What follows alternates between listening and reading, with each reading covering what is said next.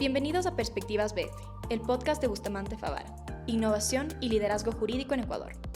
En cada episodio creamos un espacio único donde nuestro equipo multidisciplinario de abogados y expertos invitados analiza los temas más relevantes de la actualidad desde una perspectiva legal y económica. Con un enfoque práctico, exploramos los desafíos y oportunidades que impactan nuestro presente y moldean nuestro futuro, tanto en Ecuador como en el mundo. Gracias por acompañarnos. Comencemos. Bienvenidos a este nuevo capítulo de Perspectivas BF. En esta ocasión trataremos sobre el rol de la Corte Constitucional y su renovación parcial. Para ello nos acompaña Paola Gaibor, asociada del equipo de Derecho Público de Bustamante Favara. Hola Javier, qué gusto igual. Paola, en este contexto de la renovación parcial de la Corte Constitucional, ¿qué nos puedes contar sobre qué es la Corte? ¿Cuál es la importancia de la Corte Constitucional en el país? Bueno, creo que en primer lugar, al tratar sobre un tema tan importante como es la Corte Constitucional, es importante hacer énfasis en que este es el máximo órgano de interpretación y de control constitucional en el Ecuador. Y un poco para establecer qué significa ello, la Corte Constitucional, por ejemplo, se dedica a revisar que las leyes o los decretos de excepción sean concordantes con el texto de la Constitución, es decir, que no se contrapongan con el mismo. Adicionalmente, la Corte revisa las sentencias dictadas dentro de procesos de garantías jurisdiccionales, por ejemplo, dentro de acciones de protección, dentro de acciones de habeas data, dentro de acciones de acceso a la información pública. Entonces, lo que hace la Corte en este contexto es básicamente revisa que los órganos jurisdiccionales hayan respetado los derechos constitucionales de las personas al resolver estas causas. En el contexto que hemos vivido en el Ecuador, entre el cambio de la Constitución, periodos de transición, en tu criterio, ¿qué tan importante es una Corte Constitucional sólida en el país? En realidad hemos visto que es sumamente importante y se ha detectado el que la Corte sirve como un contrapeso al poder. Entonces lo que sucede es que en muchas ocasiones, si es que vemos que tenemos un ejecutivo que se sobrepasa en sus competencias y tenemos un legislativo que también efectúa acciones que son contrarias a la Constitución, básicamente lo que hace la Corte es poner un freno a este tipo de actuaciones que en realidad tienen el carácter de arbitrarias. ¿Cómo está conformado el Pleno de la Corte Constitucional, Paola? ¿Cuántos jueces la conforman? ¿Cómo adoptan sus decisiones? Bueno, el Pleno de la Corte Constitucional está conformado por 9 jueces y las decisiones se adoptan por mayoría, básicamente dependiendo del tipo de acción. Existen casos en los que se requiere de una mayoría simple y otros en los que se requiere de una mayoría reforzada. Estos 9 jueces, ¿cómo entran a ejercer sus funciones? ¿A través de un concurso? ¿A través de una designación directa? ¿Cómo es el mecanismo? Sí, los jueces entran a ejercer sus funciones a través de un concurso.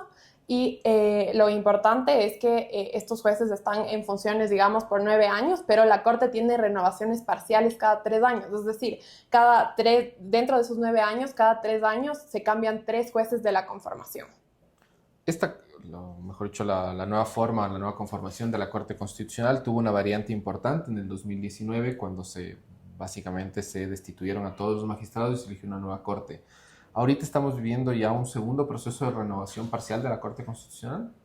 Sí, justamente. En un primer momento se conformó la Corte en el año 2019 con los primeros 9, digamos, magistrados y a los 3 años se realizó la primera renovación parcial.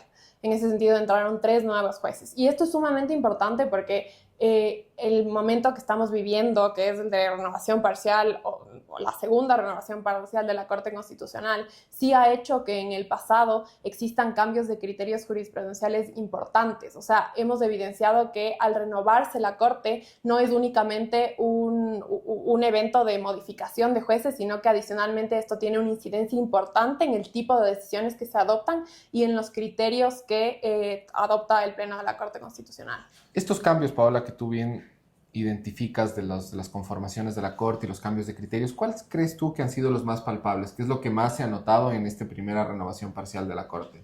Bueno, en mi criterio, la primera conformación de la Corte Constitucional en el año 2019 era una Corte mucho más política y adicionalmente con posturas muy marcadas. Entonces vimos que se resolvían muchos casos sobre aspectos ambientales, sobre temas, digamos, feministas. Entonces esa conformación era muy fuerte en cuanto a su criterio propio y a su agenda, digamos.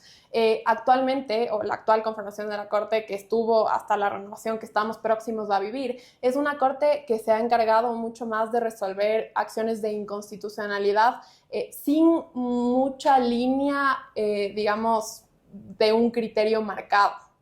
Paola, ahora que de los 9 que conformaron en su momento la Corte Constitucional del año 2019, van a salir 6 prácticamente, ¿crees que hay una reconformación de tendencias jurídicas y académicas en el Pleno de la Corte? Totalmente, Javier. Y creo que algo que es importante considerar es que no solamente se va a ver una modificación de las tendencias en cuanto al fondo de lo que resuelve el Pleno de la Corte Constitucional. Lo que hemos visto en el pasado es que además de estos cambios de criterio, se identifica que la Corte tiene nuevos criterios sobre la forma en la que tiene que conocer las acciones. Por ejemplo, de forma previa no se resolvía sobre el fondo de las causas subyacentes dentro de una acción extraordinaria de protección. Hoy en día, la Corte Constitucional sí ha resuelto varios criterios en función de los cuales sí puede resolver sobre el fondo. Adicionalmente, previamente, al admitir una acción extraordinaria de protección, se veía que si bien era un aspecto importante la relevancia constitucional del caso, no era un criterio fundamental para decidir si se admitía o no. Hoy en día es lo contrario. Hoy en día digamos que el requisito fundamental para que se admita una acción extraordinaria de protección es el que exista relevancia constitucional en la causa. Entonces así vemos que con la modificación de los jueces seguramente van a existir cambios de criterios en el fondo, pero igual de importante van a existir cambios de criterios en cuanto a la forma en la que se conocen las acciones por parte de la Corte. Bueno, entonces veremos en función de la nueva conformación de la Corte cómo se van adaptando estas formas y criterios de cada uno de los magistrados y las nuevas mayorías que se puedan ir adaptando. Completamente, Javier. Y un tema que me parece fundamental toparlo es cómo se realiza la renovación parcial. A ver, la renovación parcial de la Corte, como tú ya lo señalaste, se hace a través de tercios de renovación. Ahorita estamos ya a puertas del proceso de selección. En este proceso de selección se hace vía ternas. Cada función del Estado, la función de transparencia, el Ejecutivo y el Legislativo, mandan sus proponentes a quienes sugieren como jueces de la Corte Constitucional, quienes se someten a un concurso público. Al día de hoy existe ya un avance sustancial, existen ya puntajes preliminares sobre quienes eventualmente entrarán a la Corte Constitucional. Faltará una revisión de puntajes nada más y tendremos a quienes serán los nuevos magistrados. ¿Y existe un órgano que es el que se encarga de realizar este concurso? Es una muy buena pregunta. El órgano que realiza el concurso de selección de la Corte Constitucional es un órgano ad hoc, es una comisión que se conforma temporalmente para designar a los nuevos magistrados y una vez que cumplen su misión, esta comisión desaparece y ya no tiene ningún otro rol en el país. ¿Y cómo se eligen las personas que conforman esta comisión? Las personas que conforman la comisión a su vez también son delegados de las funciones de transparencia, ejecutivo y legislativo, y de entre sus senos se nombra también a una secretaría que es la que lleva todo el trámite de la comisión, y la comisión concluye, insisto en esto, simplemente con la designación de los 3 magistrados y a su vez de quienes pueden sucederles en caso de que ellos sufran alguna calamidad, renuncien o algún otro evento de fuerza mayor que les impida continuar en el cargo. Y volviendo un poco a los postulantes a la Corte Constitucional, que bueno, como tú dices, ahora ya existen resultados preliminares, ¿quiénes son las personas o qué requisitos deben cumplir para aspirar a la Corte? Bueno, yo creo que hay requisitos objetivos y subjetivos. Los objetivos son personas que tengan más de 10 años de ejercicio probado en materia constitucional, que hayan ejercido la docencia o el libre ejercicio de la profesión. Adicionalmente, que estas personas no sean probas, demuestren ética y probidad para el ejercicio del cargo y que además en los últimos 10 años no estén afiliados a ningún partido político, por una razón de que es un órgano contramayoritario que no puede responder a tendencias políticas. El criterio subjetivo, sin duda alguna, es la probidad, que es lo que más se desea en los jueces de cualquier magistratura del país. Y en el contexto de este concurso que se lleva a cabo, las personas, digamos, los ciudadanos, podemos ser parte para poder asegurar que exista transparencia en el proceso de selección de los jueces. Por supuesto, los ciudadanos podemos acudir a través de veedurías ciudadanas en este proceso y dar seguimiento, y cuando creemos que existe algo al menos inusual, poner en conocimiento de la comisión para que lo resuelva, e inclusive para hacer el proceso de impugnación de los postulantes. En este proceso de la Corte Constitucional hubo impugnación contra una postulante en específico, que era la doctora Angélica Porras, la cual se resolvió y ella tuvo que apartarse del proceso de selección. Perfecto. En tu criterio, entonces, ¿cuál crees que va a ser el impacto de la renovación parcial de la Corte Constitucional en el Ecuador?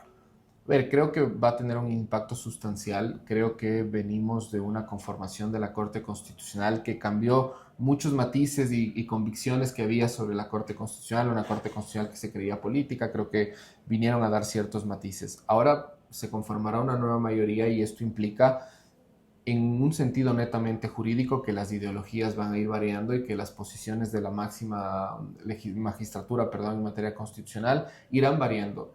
Esto tanto en temas legislativos de control de normas, cuanto en temas ya de resolución de los casos del día a día. Estaremos expectantes de la nueva conformación de la Corte Constitucional y además quién será la persona que presida dicho organismo por los próximos 3 años. Esto marcará sin duda alguna el rumbo constitucional del país. Nos vemos en el siguiente capítulo de Perspectivas BF. Esto fue un capítulo más de Perspectivas BF, el podcast de Bustamante Favara. Si este episodio te resultó útil, suscríbete, compártelo y síguenos en nuestras redes sociales para no perderte nuestras próximas entregas. Hasta el próximo episodio.